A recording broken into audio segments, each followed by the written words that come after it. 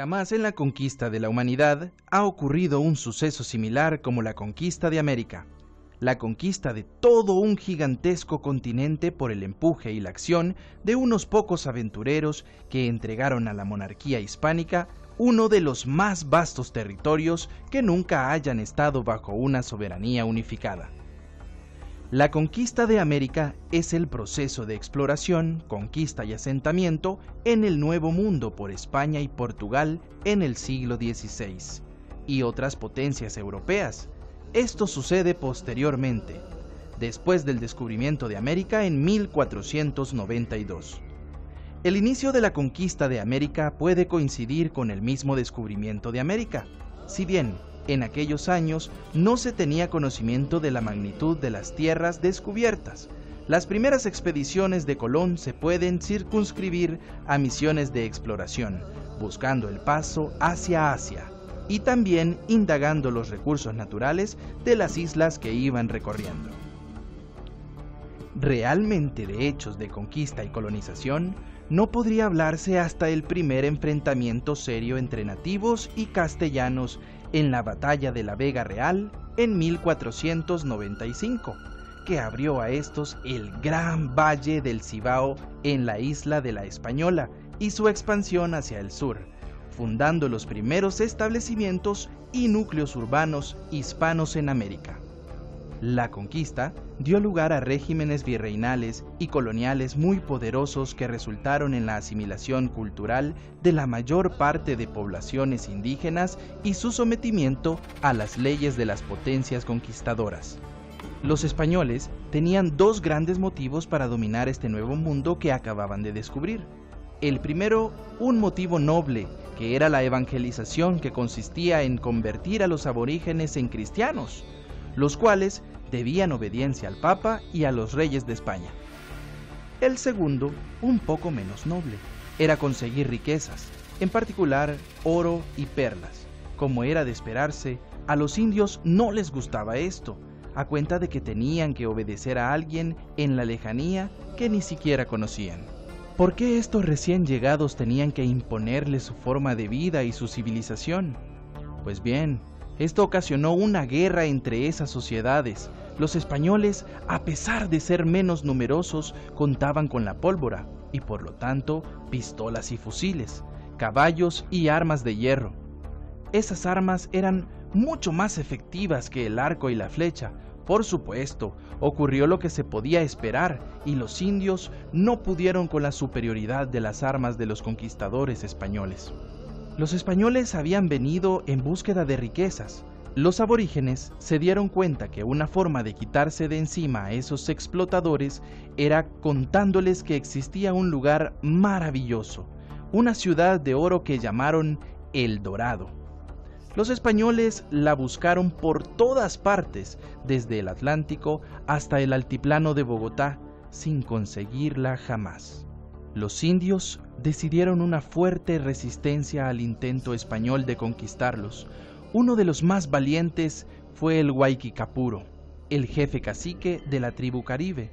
En su lucha contra los españoles, destruyó algunos de los poblados y acabó con algunas expediciones.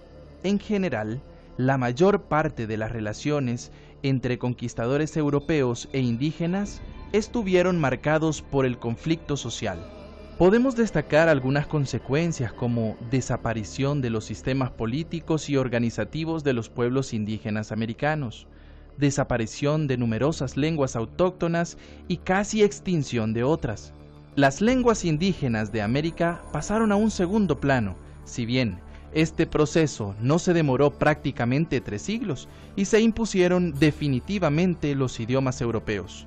Destrucción de las obras culturales de los pueblos originarios, es decir, textos, obras de arte, religiones, templos y ciudades, obras artesanales, monumentos, caminos, memorias, entre muchas otras cosas. Inferiorización, desprecio y estigmatización de las culturas originarias. Subordinación de los pueblos originarios al ser reducidos a la categoría de encomendados, sometidos a los colonizadores europeos en el caso de la conquista española. La esclavitud y trabajo forzado. Aunque algunos pueblos aborígenes practicaban la esclavitud, los conquistadores establecieron la misma de manera generalizada. Muchas culturas del Nuevo Mundo se conservaron y aumentaron la población, aunque también muchas culturas indígenas desaparecieron debido en ocasiones a enfermedades infecciosas que eran llevadas por los europeos y que eran desconocidas para ellos, y en otras a las conquistas europeas. La conquista abrió nuevas vías de comunicación y transporte, sobre todo marítimas, entre Europa y América, así como entre distintos puntos de Europa y de América entre sí. Ello llevó a la creación de decenas de puertos oceánicos y fluviales en el continente americano, inicio de la mundialización y aparición del comercio transatlántico. El maíz, la patata, el cacao y el tomate tuvieron un impacto importantísimo en la alimentación del resto del mundo. Incluso el cultivo de café o caña de azúcar tuvieron un impacto notorio en la economía mundial. En muchas regiones el uso del maíz y más tarde la patata, que permitió mantener poblaciones más grandes. Los colonizadores introdujeron varios tipos de cultivo que no existían en América: olivo, almendra, arroz, caña de azúcar, trigo y también animales de granja y de carga, como el caballo, la vaca, el asno, el buey y la oveja, y también todo tipo de tecnología agrícola con la cual aplicaron los sistemas de cultivo usados en Europa, haciendo también uso de carreta con rueda, la cual era desconocida por los nativos americanos. Cristóbal de Olid, por órdenes de Hernán Cortés, fue el encargado de conquistar a Honduras, a cuyas costas arribó en el año de 1524. Fundó la primera ciudad, llamada El Triunfo de la Cruz. Los indios se le sometieron sin resistencia y los trató bien.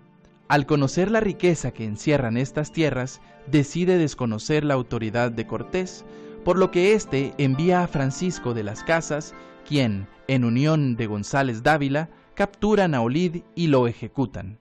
Mientras tanto, Cortés sale con una expedición desde México por tierra hacia Honduras, donde en 1525 funda la Villa de la Natividad y regresa a México en 1526. Las tribus hondureñas estaban sometidas, con la sola excepción del cacique Lempira, que había iniciado un alzamiento en el Peñón del Cerquín y quien después, en varios meses de pelear con éxito, murió asesinado por la espada mientras celebraba conversaciones de paz con un capitán español. Un 16 de mayo de 1544, la Real Audiencia de los Confines empieza a funcionar en la Villa de Gracias, organización considerada pionera en la defensa de los derechos humanos de la gente indígena.